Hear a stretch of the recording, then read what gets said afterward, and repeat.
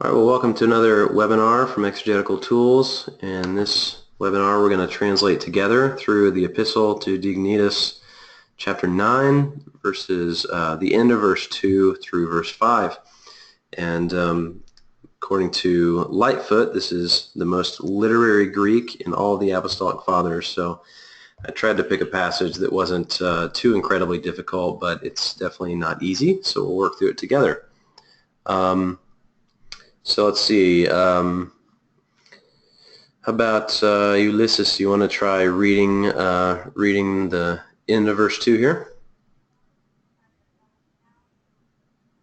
Autoston idion hion apedonto litron hyper himon ton agion, hyper anomon ton akakon, hyper ton kakon ton dikeon, hyper ton adikon ton aftarton, hyper ton tarton ton athanaton, hyper ton thniton. From the whole passage, right? Yeah, no, that's good. That's good. So now you can try to translate. The same autos ton, the same ton idion hion, the same who gives, who apedonto. It was, I have it in Spanish. Given? No. Yes, this is it's from apodidomi. Means to hand over. Litron is price, which we have litro. Price or price for us. The price for us. The saint. Hold on. Let's go back here. Price doesn't quite get at what this is saying. There's another meaning of lutron. Really? Yeah, it accords with Septuagint usage of it, especially to mean redemption. Yeah, maybe. The lutron is the price of the redemption, as I remind. Well, my English is not good to know well that. Well, my lexicon. Just that. Yeah, so you can pull up like with, let's see if it shows it here. Where do we have lutron? So I mean, there's generally a price with a ransom or with a redemption, as you can see here, the price of the release or the ransom given for it. But in the Septuagint usage, it's used the Exodus to talk about the release or the ransom, and in that case, there is no price that's given. So there's a nice chapter in Leon Morris's Apostolic Preaching of the Cross that kind of deals with that issue of how can a lutron not have a price, as in the Old Testament. So anyway, so this is probably tying back to the redemption, kind of an echo of the Exodus. It became, and then Jesus in Mark 10:45 says he came to give his life as a ransom or a redemption for many.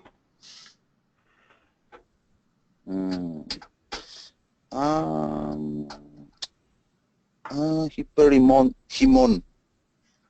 It wasn't for us. For us. Right? Yeah, for us. Agion, the saints. For us, the saints. Hyperanomon, for the low. What is this called? That? We don't know. Those lawless, right? Yeah, anomon is lawless. So now you're going to need to notice this kind of literary feature of this verse in order to translate it correctly.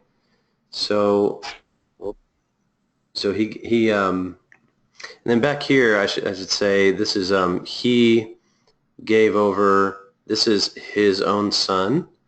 That's the use of idios as the first attributed position. So he gave over or gave up his own son as ransom, or it's a ransom on our behalf, or as redemption on our behalf. And then here, this kind of starts this literary parallel here of this on behalf of this on behalf of this. So you got to kind of translate it in that way. And then I think you probably know all these. You might know these vocab words, so I'll see if you can translate it. If not, I can help you. Oh, okay. Τον κακόν. Κακός was what? What? How is it spelled? Badless? Which word? Yeah, akakon. Oh yeah. Akakon. Yeah, so like not Badless. bad, so the guiltless, or The saint, the not bad. Hyper ton kakon. For the bad ones. yeah. Ton dikeon, the right, just. Yep. Hyper ton adikon for the not right, rightless. Yeah, the just on behalf of the unjust. Sí, yeah. The corruptible, and the uncorruptible, and the corruptible. Yeah. On for the immortals and for mortals. Yeah, the immortal on behalf of mortals. Immortals, as anatomy, as I know, is immortal, right? Oh, you're talking about the plural? The mortals? Thneton. Right here? Yeah. Hyperton, thneton, and for the mortals. Yeah. For the immortals and for the mortals. Yeah, the immortal on behalf of the mortals. For the mortals. Yeah. Yeah. These are cool. Have me kind of second guessing myself here on the on Lutron. I want to just do so like I said, I know it can be a price of a redemption, but then or a ransom. So it's typically used as ransom in the price, but a price and a ransom itself. Yeah, Jesus uses it here. Give his life as a ransom for many. Over here, same thing. Even here. Yeah. Meta litronu de meta. Okay, so maybe you're right that you may have been right that ransom, or you said price, so maybe like a ransom price. Maybe that might be a better translation. So you're probably on a better track than I was there with Lutron. But the idea is that the Lutron grants remission or grants freedom. So that's why I was trying to say something like redemption or something like that. Because that's what it grants, is freedom when you have a ransom. So, okay. So he gave up his own son as a ransom on our behalf. And then he said the holy for the unholy, the guiltless on behalf of the bad, the righteous on behalf of the unrighteous. Of course, all these singulars refer to Jesus, right? And then all of these plurals refer to us. Okay, so liberty, price, works, or ransom money. The price to free a slave. Right, yeah. Yeah, I was trying to, reading that chapter in Leon Morris's The Apostolic Preaching of the Cross is enlightening, because he's dealing with the whole word group of lutros and the redemption price, and the issue of, in the Old Testament, God says, I will redeem you without price. And so then you know, anyway, that it's a good chapter for further reading and dealing with these this word group. Yes, Keith loves that book. It is a good book. A little falls into the word concept fallacy just a little bit, so it could have been fleshed out a lot more if he dealt more with concepts. But good book nonetheless. So how about Keith? You want to try reading verse 3 here? Why the other ti gar alo tas hamartas imon donese kaluse he ekinoi daikaiosun. Yeah, hekenu dikaiosune. Daikaiosun. Yeah. Give that a shot. Okay, why the other sinners you are not able to call or this righteousness? Okay, so that was a good try. Here's I have a parsing sheet here because there's a lot of words especially coming up that you will not know. So kalupsai comes from kalupto, to cover. Oh, okay. Mm-hmm. If we go back here, then kalupsai is going to be, you can see the psi, right? The ending here. Yeah. So it's an infinitive. So that's to cover. Yeah, aorist infinitive. This is pretty difficult, but ti alo, alo from alas, it's alo there because it's neuter, and this is neuter. Mm-hmm. So instead of why, this is actually for what else or what other thing. Mm. What other thing? So that's the subject, and then here's your verb. What other thing was able? Edunethe from so to be able, and it's there in the past tense. What was able?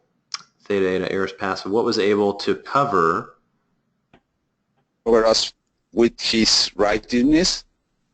Well, not cover us, but cover our sins. Cover. Das hamartia sumon our sins.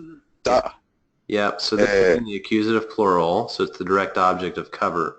For what else was able to cover our sin?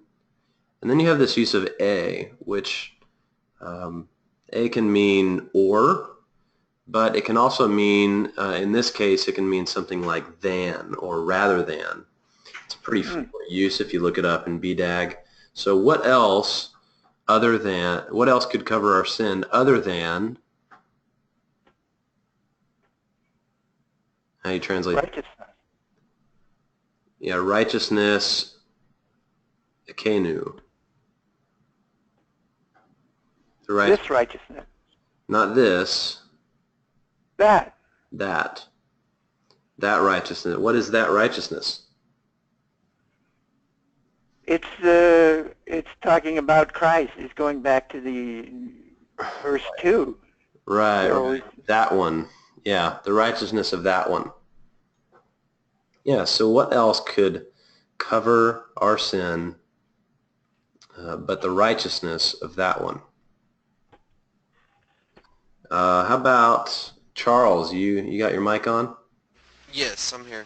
Great. You want to give verse 4 a shot, and then Tim, Sure. if you want, you could start working on verse 5. I don't know if you want to or if you can, but you could work on trying to translate it, type it out, and then I could call on you after we do this one.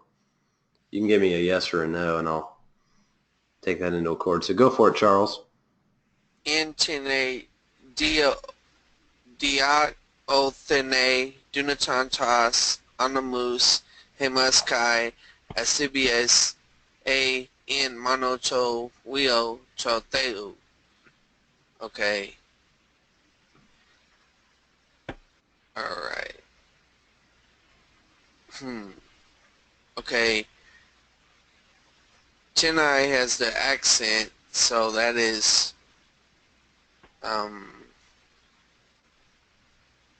They'll both have the accent in the dative. Okay. Oh, It's just the nominative one. The indefinite does not have it, but then after you start declining it, it'll get the accents. okay. But this will be, it's just like T up here, so it's going to be a personal. It's going to mean who here. Okay. So the interrogative. All right. So, just assuming that it could be by who or in who. All right. Dikai othenai. All right. So, dikaio, that's righteousness. But they the theta eta, the nigh ending, that's an infinitive, right? Yeah. Okay. So,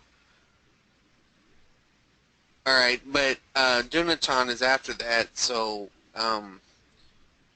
in who is able to justify the anomos, that would be the lawless. Yeah, but that's a really good try. But then notice the theta eta. Uh-huh. So what is that? Aorist, Yeah. So this is a passive. aorist passive. Yeah. Uh-huh. So in whom It in are able to be. justified. Yeah. Okay. So in whom are something able to be justified. Right. We justified the lawless, we, and the lascivious. That's the the non-good, or the ungodly, I guess. Yeah, ungodly. And then that ain't. I'm assuming that is the rather than again. Uh-huh. In one and only Son of God. Right. And the one and only Son of God. Yeah. So now you just need to deal with this. Okay, that's an accusative. Uh-huh. So my verb going back to in who is able to be justified. And then we have a dative over there, but we got this accusative. So So the accusative able can to, either be direct object, or it can be. it can be the complement of the infinitive, right? Not the complement. Subject. The subject. Yeah. Yeah. So whenever you have an infinitive like this and you see an accusative, you should think, is the accusative the direct object or is it the subject? And in this Right. case, it's going to be the subject. Right. Okay. So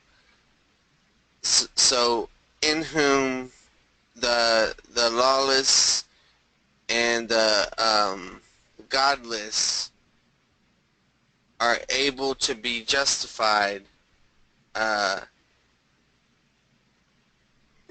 Yeah, so that's close. So it's in whom was it possible for, Okay, doing it.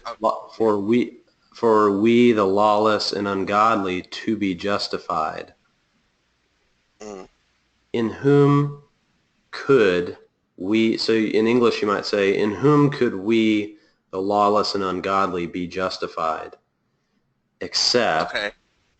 except in the only Son of God. Okay. Yeah, does that make sense? Yeah. I'm wondering if in could be by whom, but Yeah, so that's based on the language here. It could be either. It could be means or it could be sphere. But given the fact that it seems like he's drawing on Pauline language here quite a bit, I think he's probably mimicking Paul's in Christo formula. okay. So in that case, it would probably be sphere, so in whom.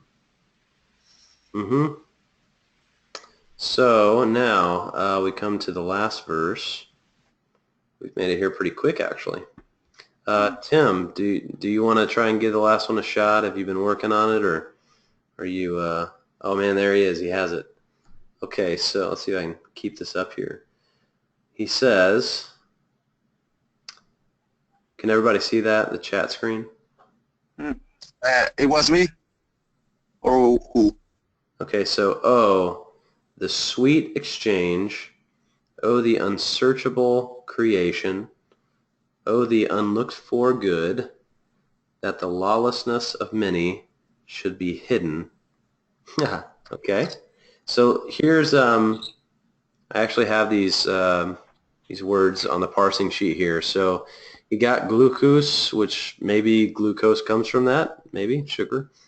So glucose is sweet, and then antalage means exchange, so that's where you get over here. O glucaios antalages, O sweet exchange, O the sweet exchange. And then this comes from, it's only used a couple times, I think in Romans 11 if I remember right, and I think one other place, but it's a Pauline word that he uses, so that's another reason I think he's drawing from Paul's language here. So this means inscrutable or incomprehensible. And then demiurgia is like the demiurge from like Plato, the demiurge, the creative god, the lower god who creates the world. And then in the feminine, the creative act. So we get the incomprehensible creative act. You could also have, let's see, I have the Holmes version of the Apostolic Fathers. He translates it as the incomprehensible work of God. But so the work there probably relates to the creative work, not just any work generally. So the incomprehensible creative act. That's how you would translate this phrase. And then and again back to the parsing sheet. Aprosdoktes is unexpected, and then euergesia, you can see the erg right here is kind of the root for work, and then you there is like good or pleasing, so the good work or the good act. So we have the unexpected good act or good deed, good work that God did. In order that, and now Tim has continued his translation, in order that he says the lawlessness of many might be hidden or should be hidden. And then you skip this part, by the righteousness of one. So that the lawlessness of many by the righteousness of one might be hidden. And the righteousness of one might justify the lawlessness of many. Does that work?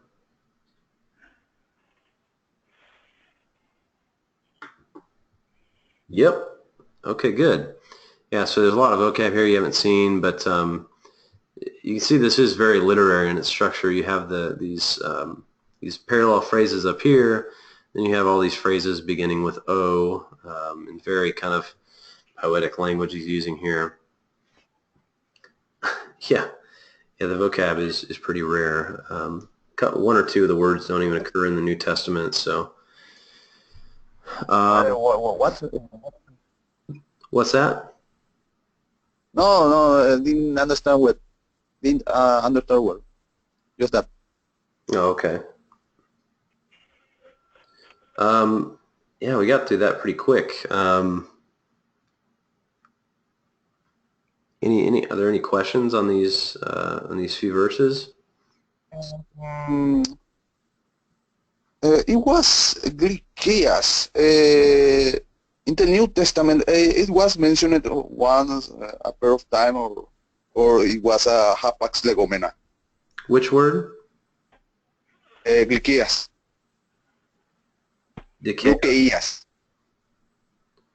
Trying to find it.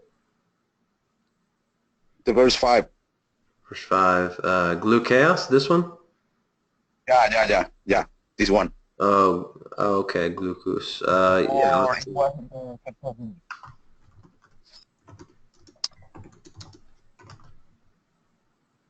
Sweet. Yeah, so, yeah, it occurs in James, both there meaning fresh water or sweet water rather than bitter water, and then Revelation, take and eat it and make it, in your mouth it'll be sweet as honey. What was that, Tim? And one of the verse before, I think it was the one. It was a remind of First Peter, as I know. Was it? Which verse does? The first. Oh, up here? Part. More than nothing. It is a reminder of First Peter, as I remind. Oh, there. Yeah, I mean, there. Are you thinking like some of the lexemes that First Peter also uses, like anamon and hagios? Yeah. Yeah. And nothing more for now. Okay. Yeah, Tim, I'll let you make up that vocab list for Diognetus. Go for it. No, I knew. Okay, cool. Well, verse 6 concludes the chapter, but it's very long, and it would probably take us a long time to get through. So I'm okay with concluding after 30 minutes if you guys are, unless you're just salivating for more. Yeah, interesting. It forces my Greek, really. It really forces my Greek. So, Tim, maybe we'll look at that for next time. I thought maybe you had some specific chapters in mind when you mentioned this. So, give me some verses for next week, and we'll do that. But before we go, I just want everybody who's watching the recording even to know that we have many more of these series over in our shop. We do the same thing in these series that we have. We put the text on the screen, and we walk through it just like this. We have various series so far. William Varner has done a series going through Acts 1, one verse at a time. It's got 24 videos in the series. It's pretty great. I've done the series on Colossians. It's about 30 videos or so, and Jude as well. And then Varner also did James, and there is a Philippians right here as well, which the image is trying to load. But this is from Mark Giacobbe, professor of Greek at Westminster Seminary. So you can check out any of a video for each one if you want. Check it out. And these are available to purchase. And you can also buy, if you buy the entire bundle, you get about 20% off. And all the videos come with that. We have a few more videos under contract right now, more series that are being created. And we have a Hebrew series, a couple of those in the works. And hopefully, I think we have someone who's going to start running a Hebrew webinar as well. So I hope you guys will be interested in the Hebrew webinar. We're going to take a poll soon and see when people would want to do that. I'm going to take a poll on the time for this Greek one, see if there's a time when more people would be able to participate. But we'll keep doing this at 2 o'clock on Fridays for now. That sound good?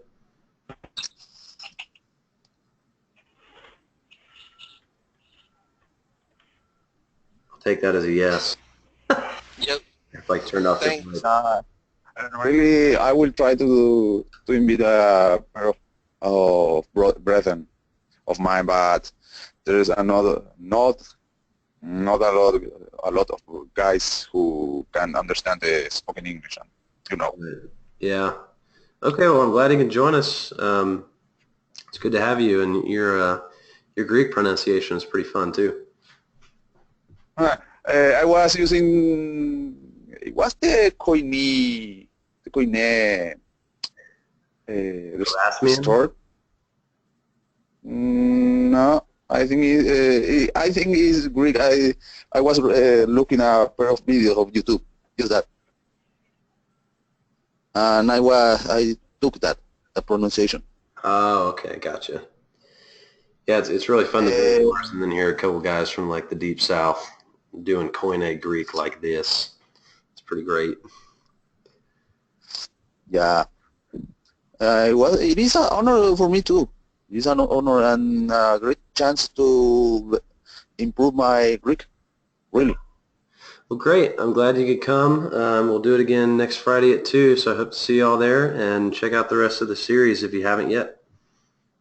Yeah, if Lord wills, we'll meet again. We'll meet again. Sounds great. All right, see you all. Thanks a lot.